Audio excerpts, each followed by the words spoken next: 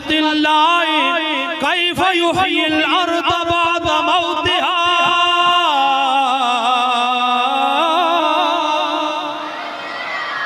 فرمایا اے میرے بندے زمین پر نظر کر، یہ زمین مردہ ہو چکی تھی، یہ بنجر ہو چکی تھی، ہم نے بارش برسائی، بارش رحمت بن کے آئی۔ اب بارش کی چند بوندیں جب زمین پہ آئی، زمین کو اللہ تعالیٰ نے زندگی عطا فرما دی۔ زمین میں جب زندگی آئی، اس نے اناج اگانا شروع کر دیا، اس نے سبزہ اگانا شروع کر دیا، اس نے پھول اگانا شروع کر دیے۔ میں نے کہا بارش اگر رحمت بن کے آئے، بارش کی چند بوندیں رحمت بن کے آئے، قرآن کہتا ہے اس رحمت سے بھی اللہ مردہ زمین کو زندگی عطا فرماتا ہے۔ تو جو نبی جن کے بارے میں اللہ رب العالمین فرماتا ہے وَمَا أَرْسَلْنَاكَ إِلَّا رَحْمَةً لِلْعَالَمِينَ،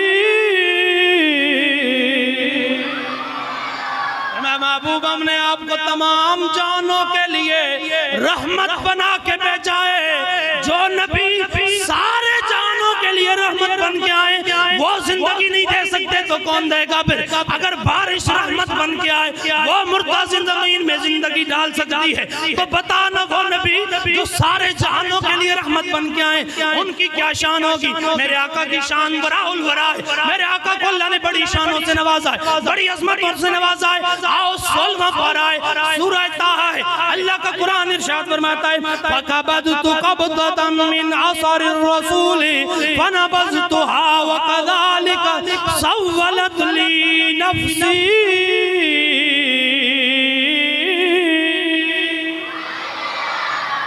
قرآن کہتا ہے وہ منظر ذرا اپنے سامنے لائیں، جب جناب موسیٰ کوہ طور پہ گئے، پیچھے جناب والا اپنے بھائی ہارون علیہ السلام کو چھوڑ کے گئے، جب واپس کوہ طور سے واپس آتے ہیں اللہ اکبر قوم گمراہ ہو چکی ہے۔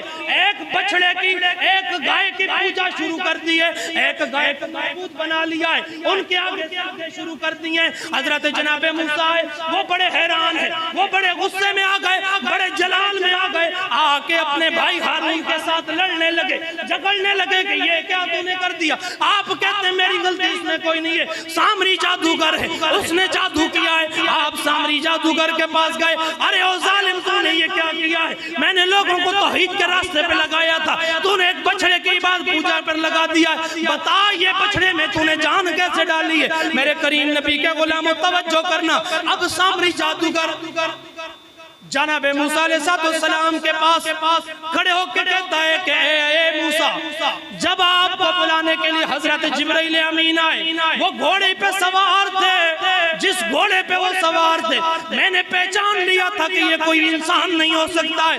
جب وہ چلے گئے، اب ان کے گھوڑے نے جہاں جہاں پہ پاؤں لگائے، میں نے ان پاؤں کے نشانوں سے مٹی اٹھائی، وہ مٹی اٹھائی، یہ سونے کا بچڑا بنایا، یہ جناب والا مجسمہ بنایا، جہاں پہ جبرائیل علیہ السلام کے گھوڑے کے پاؤں لگے تھے وہاں سے مٹی اٹھائی، اس کے منہ میں ڈالی، اس مٹی کی برکت سے اس بچڑے میں جان آ گئی اور اس نے بولنا شروع کر دیا۔ اللہ اکبر، میرے آقا کے غلاموں توجہ کرو، اب وہ گھوڑا جس پہ حضرت جبرائیل سوار ہو اس کے پاؤں جہاں لگے وہ مٹی اتنی بابرکت بن جائے۔ آپ خود سوچیں جناب جبرائیل کی برکت کتنی ہوگی۔ جب جناب جبرائیل کی یہ حالت ہے تو خود سوچیں معراج کی رات ہے، اللہ حکم دیتا ہے جبرائیل جا میرے محبوب کو بلا کے لا۔ حضرت جبرائیل آتے ہیں، میرے کریم نبی آرام کر رہے سو رہے ہیں، حضرت جبرائیل کہتا ہے کہ اے مولا تیرے محبوب کو سو رہے ہیں میں کیا کروں؟ حکم ہوتا ہے اے جبرائیل تیرا سارا جسم نور کا ہے، ہونٹ تجھے کافوری دیے، اپنے ہونٹوں کو میرے محبوب کے تلووں پہ لگا، میرے محبوب کے قدموں کو بوسہ دے، میرے محبوب جاگ جائیں گے۔